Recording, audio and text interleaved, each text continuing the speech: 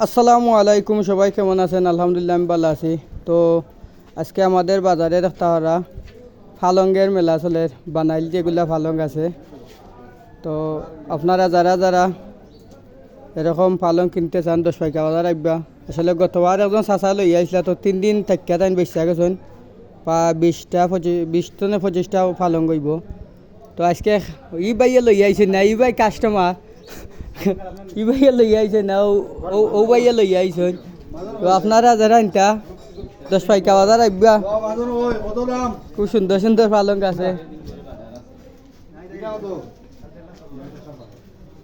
দাম দর চলে।